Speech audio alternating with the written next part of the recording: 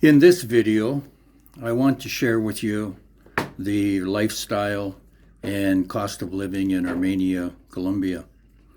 There are other videos on YouTube with respect to the cost of living in Colombia. I want to be more specific as I've lived in Armenia for over 12 years now. My name is William Hutchison. I'm the owner of Armenia, Colombia Realty for Expats. By adding .com to that, you will be directed to our website where you will find our current listings and our blog that has information that you might find helpful. Before we get into the actual cost of living, one caveat. We know it is difficult to pull up stakes, leave family and friends behind, but the payoff coming here is spectacular. Those of you that are struggling on meager pensions and having a difficult time because of inflation, you will find that in Colombia, your money goes much, much farther. I've had inquiries from people that are on social insurance in the United States of $1,200 a month. If they come to Colombia, they can save money. Our first video was about the real estate situation in Colombia, and you may want to have a look at that and see what our comments were there. We track our major expenses, and I have for the last 7 or 8 years. So the numbers I'm about to give you are accurate. I've averaged them just for the last 15 months, all of last year, and this. And with inflation, the service side of the expense ledger has gone up, but at the same time, the peso, Colombian peso, has depreciated by a similar amount. So in US dollars, we're paying the same. We'll start with the rent, and I pay in US dollars, as all of these prices will be quoted in, $435 a month. Now, what do I get for that? I live in a 4-bedroom, 3-bath, office, 2-story townhouse of about 120 square meters in a gated community with 24-hour human security in one of the best barrios in Armenia. I have a car, but I am close to everything within walking distance. The major mall is 3 blocks away, 20 restaurants probably within 5 blocks, little cafes where you can have a quiet coffee, read if that's your choice. But for $435 a month, the peso right now is a little stronger than it has been over the last, let's say, 6 months since Petro was elected. But my forecasters who work for the large banks and foreign exchange companies in the United States and Canada are all predicting further weakness for the peso and into years. They're just not talking about weakness over the next month. Services you will find probably unbelievable. My electricity for the last 15 months has averaged $22 a month. Water's the same. My internet high speed with 160 channels of television is $24 a month. And my gas for cooking and hot water heating, the heaters here are on-demand heaters, 5-liter on-demand heaters, has averaged $9 a month. I think those total $75 or $76. In your hometown where you live, that would probably maybe cover just your TV, internet. On the food side, Our average has been $217 a month, but that includes everything pretty much that I can get at the local grocery store. It includes paper products, cleaning products, beauty supplies, shampoo, soap, those sorts of things. That's all rolled into that $217. And I consider that we eat well. We don't eat out a lot. When we do, it's usually breakfast. On the weekends, sometimes we'll go for lunch, but that expense is not factored into the food cost. We take that out of disposable income. Likewise, any alcohol that we have in, generally for guests, neither of us, my wife or I, drink a lot, is not in there as well. But to give you an idea, a bottle of rum, it's not Bacardi, but I have drank rum for 40 years when I have a drink, and a bottle of off-brand rum right now, 750 milliliter, is $8. A bottle of whiskey, again off-brand, is $9. Johnny Walker Red, it will cost about $18 or $19 for Johnny Walker Red Scotch whiskey. Beer is very inexpensive. 6 Corona I bought to have in because we were having guests last weekend, and I paid $4.50 or 60 cents. On the food side, I bought 3 avocados yesterday, large avocados, for $1.80. Bananas are 25, 30 cents a pound. A tray of 30 eggs is about $3.50. Bottled water is 600 mil is less than 20 cents. Chicken breasts, $1.50 a pound. The list just goes on and on and on. I mentioned earlier, we have a car. The car is paid for. But it costs me about $75 a month to run the car all in. There's mandatory government insurance.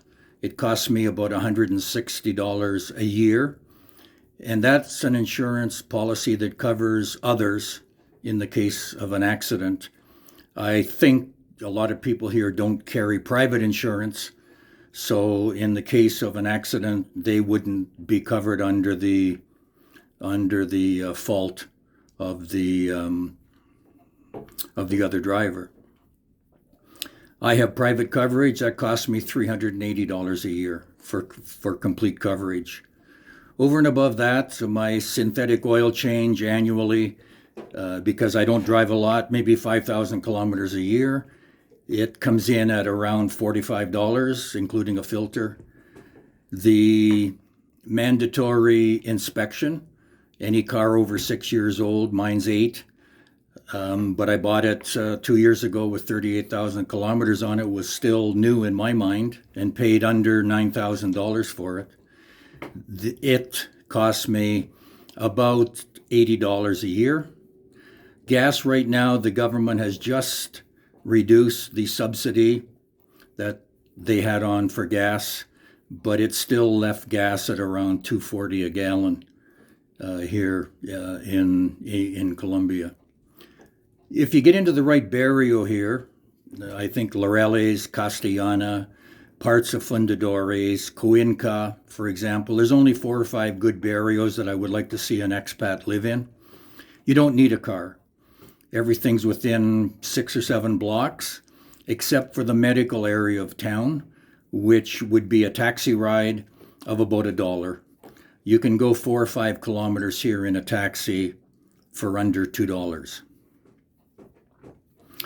Cars here, Renault is a very respected brand. They're built in Medellin. You can buy a new Renault 4-door sedan for about $11,000 US. It's called a Logan. If you want to go to a small SUV, they're called Sanderos here, maybe another $800 or $1,000. So $12,000 will get you an SUV similar to the Honda CR-V. Speaking of brands, every brand here is available. If you want BMW, you can find it. If you want Kia, it's here. Suzuki, all of them, Ford, Chevrolet. They're all here and they're all available. I'm going to leave you with 2 little tips. If you come to Armenia, one of the things that you should try to have is a local credit card. And the card that we use often is for a company called Olympica. Olympica is similar to Walmart. They sell groceries, which is kind of the big seller. Some of their stores only have groceries. But the bigger stores, for example, the large mall, there's 2 of them in Armenia. The large mall from me here is 3 blocks. They have everything. Appliances, down to car tires, clothing for everyone. Their card often gives you larger discounts than are available to the general public if you use the card. For example, on Wednesdays, fruit and veg at Olympica for everyone is 20% off. If you use the card, you get 40% off. And we do, and then pay off the balance the next day. Along with that, a lot of times they'll have their appliances on sale. And as an example, because everything here comes on sale with one place or another, it's just a matter of waiting 2 or 3 weeks and you'll find it. For example, if you want a big screen television, you just wait till it comes on sale with one of the stores, and you'll have it. Now, sometimes you'll see something like a $600 television on sale for $400, but if you use the card, you'll get it for $340, $60 savings. And as long as you pay it off the next day, then it's well worth having the card. The other comment I want to make is about food quality. And along those lines, I would suggest that you not shy away from the street vendors. I buy a lot of things from the street vendors because I find that they're fresher. In a lot of cases, the eggs have been laid the day before. The prices aren't a lot different. Sometimes you will find them, especially avocados, for example, you'll find them cheaper than they are in the big box. You can get 3 from a street vendor, and at one of the big box stores, you would only get 2 for the same price. But the other thing that I like about dealing with the street vendors is if you spend $10, the big box stores could care less about your $10. But that $10 might be a big help to a fella selling fruit and veg on the street that's trying to support his family. So it's kind of a feel-good. I'm on a first-name basis with many of them because I've been buying them from them for years, some almost as long as I've been here. Our next video will be about how you get to Armenia and what you need to do, how you prepare. Again, keeping in mind, it's not for everyone. It's difficult to leave family and friends that you might have had for 40 or 50 years. But we'll have that up. Our advice all the way along to people coming here is to rent until you're sure that Armenia is for you. It's very difficult to resist buying when you see that the prices are 25 to 30% of what you would pay in your hometown for a similar property. But they'll always be 25 or 30%, so there's no need to rush in. The last thing that you want to do is be in the United States trying to sell a property in Colombia. So look for that perhaps in the next week. This is William Hutchison of Armenia, Colombia Realty for Expats, signing off. I live in paradise. You can too.